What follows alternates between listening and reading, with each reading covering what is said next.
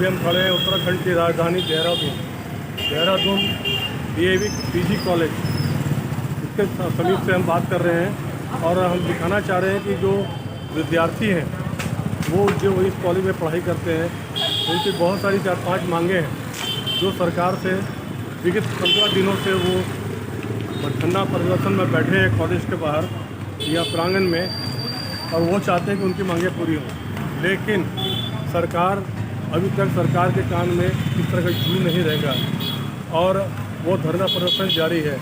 उन्होंने सब लोगों ने मिलकर एक मसाल जुलूस निकाला है जो डीएवी कॉलेज प्रांगण से निकला है और वो सर्वे चौक तक वो मसाल जुलूस जलाते हुए गए हैं और नारे लगाते गए कि हमारी मांगें पूरी हों, लेकिन अभी तक उनकी कोई सुनवाई नहीं हुई है। मैं विनोद अपने कैमरामैन जी से कहना चाहूँगा कि आप थोड़ा सा अंदर साइड का रिपोर्ट दिखाएं कि अभी वो किस तरह से बैठे हैं धरना।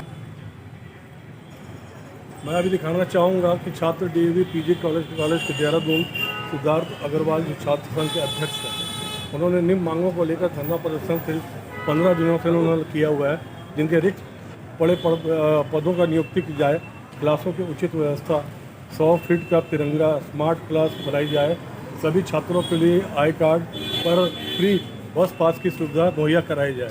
ये छात्रों की ये छोटी सी मांग है जिसको सरकार को सुनते साथ ही करना चाहिए पूरा, लेकिन सरकार के कान में भी तक कोई तरह की जो नहीं निकली है और उन्होंने विशाल रूप से मसाल जुलूस निकाला है जो कॉलेज पीजी जो होते हुए सर्वे चौक कोतवाली थाने के समीप वो समाप्त हुआ है, जिसमें काफ़ी बढ़ चढ़ के विद्यार्थी थे संघ और उनके जितने विद्यार्थी हैं वो भाग लिया। अभी हम कॉलेज के जो विद्यार्थी हैं उनके अध्यक्ष हैं, मैं चाहूँगा कि उनसे एक बाइट लें ताकि वो अपनी समस्या को सामने बताएं।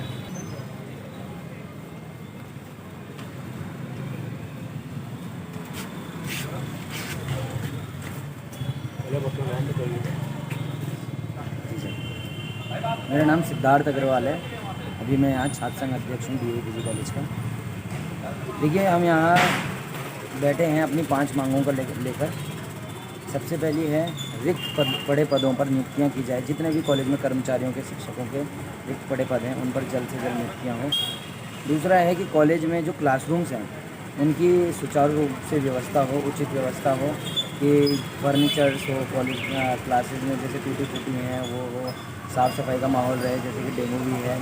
और बाकी क्योंकि इतना इनफ इंफ्रास्ट्रक्चर या बिल्डिंग्स या मतलब व्यवस्था नहीं है कि जितना कॉलेज की स्ट्रेंथ है 13-14 हज़ार, उस व्यवस्था को सही करने के लिए कॉलेज की क्लासों की, फर्नीचर्स की, बिल्डिंग्स की, इंफ्रास्ट्रक्चर की उचित व्यवस्था हो। और तीसरा है कि हमारी की स्मार्ट क्लासेज हों। देखिए, हमारे कॉलेज में गिनी चुनी 5-6 स्मार्ट क्लासेज हैं।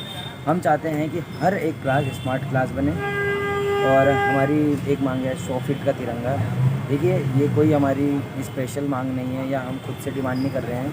अभी 1 साल पहले ही माननीय कैबिनेट मंत्री गणेश जोशी जी वो घोषणा करके गए थे और घोषणा के साथ साथ 26 जुलाई 2023 को शिलान्यास भी करके गए थे 100 फीट तिरंगे का। बट उन्होंने ना ही इसमें कोई ध्यान दिया और ना ही यहाँ 100 फीट का तिरंगा लगा। और सुनने में आया था बहुत पहले कि क्या बोलते हैं, ना ही कोई फाइलें पास हुई है, ना ही कुछ काम हुआ है, डिपार्टमेंटल वर्क जो भी होता है वो नहीं हुआ है। तो हम उस चीज़ के लिए भी हम यहाँ चाहते हैं कि जो आप पत्थर लगा के गए हैं, जो आप घोषणा करके गए हैं मंत्री जी, शायद आप भूल गए हों लेकिन हम नहीं भूले हैं। हम चाहते हैं 100 फीट का तिरंगा जल्द से जल्द लगे। और सबसे मुख्य मांग हमारी जो है वो है कि कॉलेज में जितने भी पढ़ रहे छात्र हैं उनको ID कार्ड पर फ्री बस पास की सुविधा उपलब्ध कराई जाए, क्योंकि डीएवी कॉलेज में मैक्सिमम बच्चा जो है वो बहुत ही पुअर फैमिली से आते हैं, जो कि यहाँ मतलब एडमिशन लेने का जो मैक्सिमम बच्चों का रीज़न है वो है कि यहाँ पे फ़ीस कम है। और कहीं ना कहीं अगर कोई जो दूर बच्चा है वो क्लासेस लेने नहीं आ पाता है यहाँ पे, तो उसका कारण, सबसे मेन कारण है कि उसे किराया बचाना होता है, जो कि एक दिन का 50-100 रुपये होता है और महीने का लगभग 3000 रुपये मान लीजिए आप। तो एक बच्चा जो 3000 रुपये साल की फीस भर रहा है उसके लिए 3000 महीना किराया देकर यहाँ आकर पढ़ाई करना, वो मतलब इस चीज़ को कि उस 3000 रुपये को बचाने के लिए अपनी पढ़ाई के साथ कॉम्प्रोमाइज़ कर लेता है। तो हम चाहते हैं कि बच्चों के लिए ये सुविधाएँ उपलब्ध हो जी बस पास की। और रही बात इस धरने की, तो मैं आपको बताऊंगा कि पिछले 7-8 महीने से ही हम लोग इस प्रोसेस में लगे हुए थे। बहुतों को ज्ञापन दिए हैं, डीएम चाहे डीएम हो, चाहे शिक्षा मंत्री हो, चाहे माननीय गणेश जोशी जी सैनिक कल्याण मंत्री हो, मुख्यमंत्री जी और उच्च शिक्षा मंत्री हो गए हमारे धन सिंह रावत जी हो गए और उच्च शिक्षा सचिव, हमने सभी को ज्ञापन दिए हैं और बार बार मतलब उसका टाइम टू टाइम उसका वो लिया है कि क्या मतलब रिजल्ट रहा है, जो भी उन्होंने टाइम मिला है कि हाँ इतने टाइम में थोड़ा देखते हैं ये है वो है, बट स्टिल जब कुछ नहीं मिला है तो उसके बाद हम लोगों ने ये मुहिम स्टार्ट करी। सबसे पहले हमने प्रेस कॉन्फ्रेंस करी थी। प्रेस कॉन्फ्रेंस में भी हमने चेतावनी दी थी सभी विभागों को, सभी मंत्रियों को, जिसको हमने ज्ञापन सौंपे थे कि अगर आप कुछ लिमिटेड टाइम के अंदर नहीं करोगे तो हम और उग्र आंदोलन करेंगे। और उसके बाद हम लोगों ने फिर सिग्नेचर कैंपेन चलाया, 2-3 दिन सिग्नेचर कैंपेन चला हमारा, जिसमें बढ़ चढ़कर बच्चों ने खूब हिस्सा लिया और बच्चों ने सहयोग किया है कि हाँ ये मांगे जेन्युइन मांगे हैं, जायज़ मांगे हैं, इनमें मतलब जल्द से जल्द ये पूरी होनी चाहिए। उसके बाद फिर मैं बताना चाहूँगा हमने सांकेतिक धरना प्रदर्शन किया। फिर उसके बाद कुछ टाइम जैसे कि बोला गया था कि हाँ थोड़े टाइम में देखते हैं, हम लोगों ने कुछ टाइम दिया, बट जब उसके बाद भी कुछ नहीं हुआ तो हमने अनिश्चितकाल धरना स्टार्ट किया था, जो कि सिर्फ दिन देने का था। पहले हम 10 से 2 यहाँ धरने पे बैठते थे, लेकिन एक हफ्ते धरने पे बैठने के बाद भी जब कोई हमें रिस्पांस नहीं मिला तो हमने अपने धरने को 24 घंटे का किया, दिन रात का। और मैं आपको बताना चाहूँगा अनिश्चितकाल धरने का आज 15वां दिन है। और उसके बाद हमने 2-4 दिन क्रमिक अनशन भी चलाया था। क्रमिक अनशन इतना सब करने के बाद भी जब सरकार ने कुछ नहीं किया तो हमें मजबूरन लास्ट में आमरण अनशन शुरू करना पड़ा, जिसका कि आज दूसरा दिन है। और मैं और मेरे साथी छोटे भाई सौरभ सेमवाल जी, हम 2 लोग आमरण अनशन पर बैठे हुए हैं।